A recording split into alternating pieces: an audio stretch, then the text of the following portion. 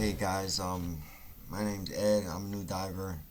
I've been looking for videos on how to install this atomic covers onto your regulator. There's not too many videos out there, but I figured I'd make this one to show you how simple it could be. You don't have to go to a dive shop. Don't let anybody tell you that's gonna mess with your regulator settings or anything like that. This is all cosmetic. It's very simple. All you need is a plastic pry tool like this, preferably. Don't use metal because you might damage the plastic on the regulator, so you want to stick with the plastic. It's better. So we're gonna make this video really fast. I'm gonna show you. First step is this regulator. I want to swap it out because this used to be my primary. Now it's gonna be my secondary, second stage. You can just grab the edges because you know this part spins, okay? So you want to grab the edges and you want to spin. It'll come right off. See? Simple. Take the other one. But when you seat this, make sure it's seated right because you don't want to damage the threads. You damage the threads on this, it's a wrap. You might as well buy another one. Alright, so we get this on nice and snug.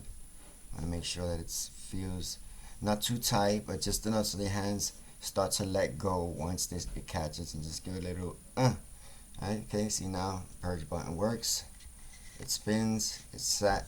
Okay, but the most difficult part that people are having with this is trying to figure out how to get the vent off. It's not screwed on, it's not mechanically attached, anything like that. So again, very simple. You're gonna take your pry tool, right, and you're gonna turn your regulator this way, upside down this way. You're gonna see two lines right here. These are tab lines. So if you look inside there, there's tab holes. So what you do is you're gonna take your pry tool, you're gonna pry this one side off. I already took this one off, so you're gonna pry this side off. You're gonna hold it with your hand. You're gonna pry the second side off. It'll come off very easy, and then you just pull it back this way, and you put it back this way, and you remove it. See, you're not touching any of the mechanics. You haven't messed with anything on the regulator. Regulator's still intact. No big deal. You're gonna take just the second part, the new part. You see it has little see, sure, the little holes there, little guide holes. Those little guide holes, you're going to set them here.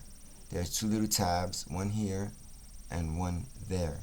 So you're gonna line that up like so. Just give me a second. You're gonna line that up just like so. You're gonna feel it, and then you're gonna just snap it in. You're gonna hear it snap. You just keep pushing down till you hear both. This should be solid once you snap it in, and that's it. Kit's on. Now I have my Z2 instead of the gray.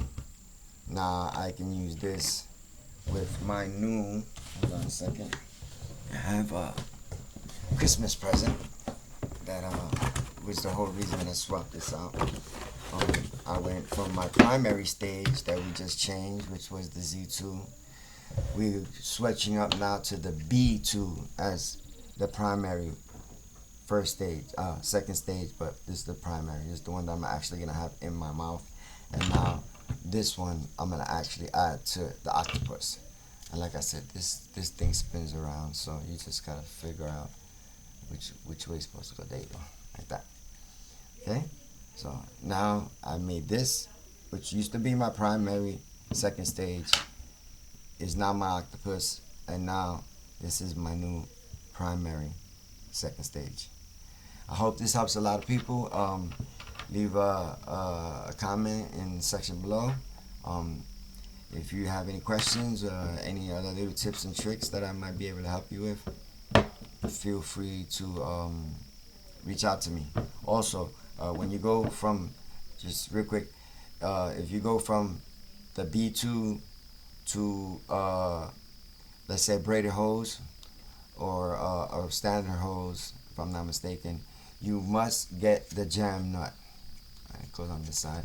You must get the jam nut, because if you don't get the jam nut, when you go to screw your braided hose in, um, she won't tighten the way she needs to tighten, and she'll restrict the movement. So you need to get the jam nut before you swap out the swivel, because I know some people like it. Me preferably don't like the swivel too much because there's too much that can go wrong. I'd rather deal with a hose than to deal with a swivel that has more movement in it, and it's just, I don't know. It's personal preference. But I hope this helped you guys. Again, leave a comment below if you have any questions. Feel free to ask. I'll try to get back to you as soon as possible. Again, I'm a new diver. I'm learning, but I'm learning a lot of other things that a lot of experienced divers are not teaching you. And for a budget diver, these little tips and tricks will save you a whole lot of money, and they don't mess with any of the mechanics of your regulator system or anything like that. But I do highly suggest that when you finish doing this kind of stuff and reinstalling your hoses and everything, putting everything back, right before you go on your first dive, like always, you should go to your local dive shop or your favorite dive shop and just have them check your system, tune it, whatever. My stuff is brand new, so they'll just do a visual inspection and a breathing inspection. I mean, it's only part of the deal. It's for your safety. It's your life. You wouldn't want to go down with a regulator that, you know, potentially could fail on you. But since what we did didn't affect nothing, it's just aesthetics of the regulators, I should be fine. I'll reinstall my hoses, and right before I go on my next dive, I will go and get my regulator set, tuned and checked, and you should be fine. Hope this helped you. Have a good day.